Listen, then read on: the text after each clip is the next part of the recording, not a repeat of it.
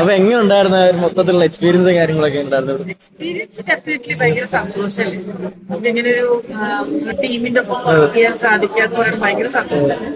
എനിക്കും ഞാനും ഇവരൊക്കെ ആദ്യമായിട്ടാണ് എന്നെ സംബന്ധിച്ച് അങ്ങനെ ഒരു സ്ക്രീൻ സ്പേസ് അതൊരു പിന്നെ കുഴപ്പമില്ലാതെ ചെയ്തു എന്ന് വിചാരിക്കുന്നു. നിങ്ങളുടെയൊക്കെ അഭിപ്രായമാണല്ലോ. അടിപൊളി ചേച്ചിയായാലും നമ്മൾ കുറച്ച് വർഷങ്ങളോട് മിസ് ചെയ്തിട്ടിരിക്കുകയായിരുന്നു നമ്മുടെ ബെഡായി ബംഗ്ലാവിന് ശേഷം. കാരണം നമ്മൾക്കെല്ലാം മനസ്സിൽ അത്രയും തട്ടിയ ക്യാരക്ടർ അമ്മായി എന്ന് പറഞ്ഞ ക്യാരക്ടറും കാര്യങ്ങളൊക്കെ. അപ്പൊ ഞാൻ 2019 2 പടം ഇറങ്ങിയിട്ടുണ്ടായിരുന്നു. സ്റ്റാൻഡപ്പും പിന്നെ കടത്തുനാടൻ കഥ. അത് കഴിഞ്ഞ പിന്നെ കൊറോണ പിന്നെ കുറെ പടങ്ങൾ മാറിപ്പോയി. ഇനിയിപ്പം മെല്ലെ മെല്ലെ അടുത്തടുത്ത പടങ്ങളുണ്ട്. ഇനി ഏതൊക്കെ പടങ്ങളാണ് വരായിരിക്കുന്നത്? എനിക്ക് ഒന്ന് എന്റെ സ്വന്തം പ്രൊഡക്ഷനിലെ പടമുണ്ട്. അത് തമിഴ് പടമാണ്. അതിന്റെ ഷൂട്ടും കാര്യങ്ങളൊക്കെ പ്രീ പ്രൊഡക്ഷൻ നടക്കും. പിന്നെ ഒരു കന്നഡ മൂവി ഉണ്ട്. മലയാളത്തിലും ഉണ്ട്. അതെല്ലാം ആയി വരുന്നു. അതാവുമ്പോ നിങ്ങൾക്ക് അറിയാലോ, നിങ്ങൾക്കല്ലേ ഫസ്റ്റ് ന്യൂസ് അല്ലേ.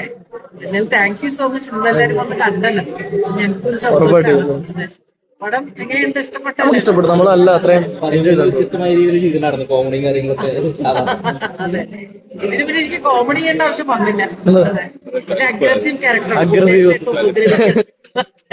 ആ പാവത്തിനെ പിഴിഞ്ഞളത്. അതെ അതെ അതാണ്. ബാക്കിയുള്ളവരും എന്നാലും എല്ലാവരും ആ ഒരു കോമ്പവും ആ ഒരു പേസും ഒക്കെ നന്നായിട്ട് പോയി അല്ലേ. എല്ലാവരെയും തിരിച്ച് വീണ്ടും ഞങ്ങളുടെ സക്സസ് മീറ്റ് കാണാൻ വേണ്ടിയിരിക്കണം. Thank you so much. കാണാൻ പോകുന്നവരോട് എന്താ പറയാനുള്ളത്? നിങ്ങൾ ഡെഫിനറ്റ്ലി ഫാമിലി ആയിട്ട് പോയി കാണണം. ചെറിയ കുട്ടികൾ തൊട്ട് അമ്മമാര് വരെ എല്ലാവർക്കും ഇഷ്ടം. ഒരുപാട് ചിരിക്കാനുണ്ട്. നിങ്ങളുടെ ഒരു എന്താ പറയാ, ഒരു കുറച്ചു നേരത്തെ ടെൻഷൻ നിങ്ങൾക്ക് ഇല്ലാല്ലേ.